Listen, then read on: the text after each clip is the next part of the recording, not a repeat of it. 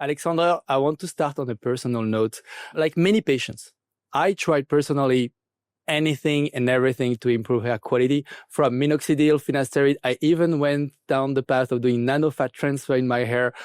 I had a lot of hope and often, always, disappointed. So can you tell me more why a multi-billion-dollar industry is disappointing so many patients? What's so hard about hair growth? Yeah, most of the current available treatment options, they are only addressing symptoms, but not the biology behind the hair follicle and therefore the reason for hair loss or hair growth. So it's not that people don't respond, it's that we're targeting the wrong level? Correct. The hair follicles, they are kind of little special organs on themselves. And normally these hair follicles are immune privileged because there are no immune cells and no inflammatory responses ongoing. However, in the case of androgenetic hair loss, you will introduce cell death because the testosterone is degraded to dihydrotestosterone.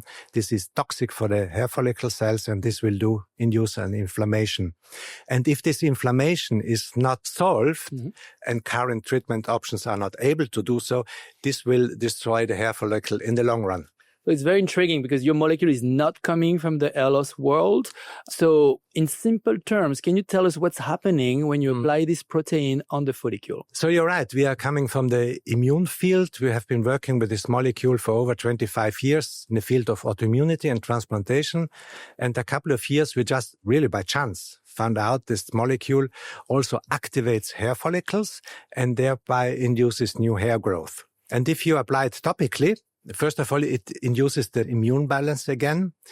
This inhibits cell death. In addition, we also activate stem cells, which prolong the growing phase of hair follicles.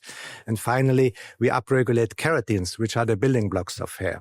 So, and this whole environment will then lead to normal circumstances where hair follicle can grow nicely. So instead of addressing one problem, you're stabilizing the environment around the follicle. Exactly. We're stabilizing the environment. We rebalance the immune system. So it's again immune privileged and also the biology that they can grow for a long time and produce hair. It sounds very different to the other modalities when minoxidil is pushing the blood flow, finasteride is playing with the hormones with all the side effects that we know. Exactly. This is a completely different mode of action. And it's very important to mention it's not hormonal. It's based on the anti-inflammatory immune response. And this is completely different from all other current treatments option.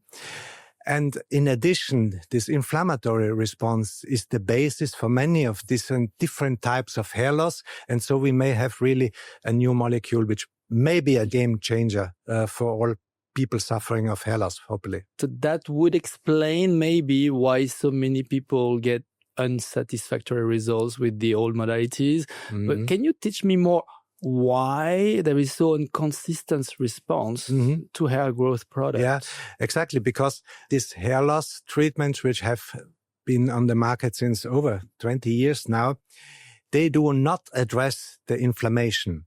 And therefore, they work only for certain circumstances, for certain profiles. In sharp contrast, our molecule addresses the inflammatory response. And therefore, it may not be so dependent on genetic variants or on hormone levels.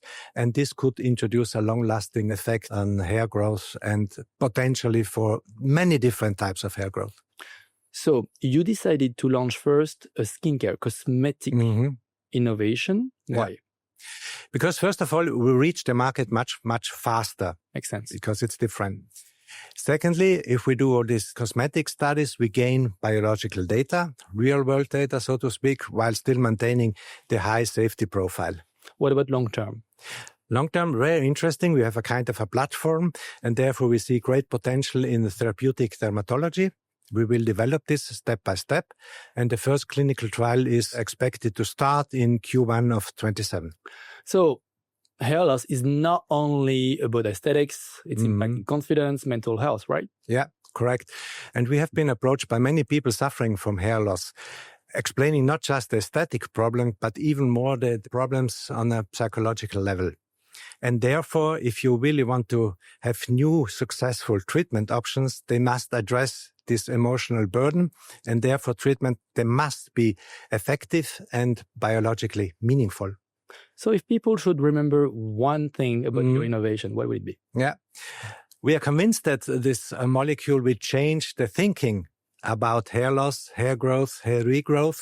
It's not changing of the hormonal level, it's not cosmetic illusions, but it's about inflammatory responses and resolution of inflammation. Your narrative will appeal to a lot of physicians and patients after years of hope and disappointment. Thank you, Alexander, and congratulations again for your selection to the IMCAS Innovation Tank. Thank you very much. It was nice to talk to you.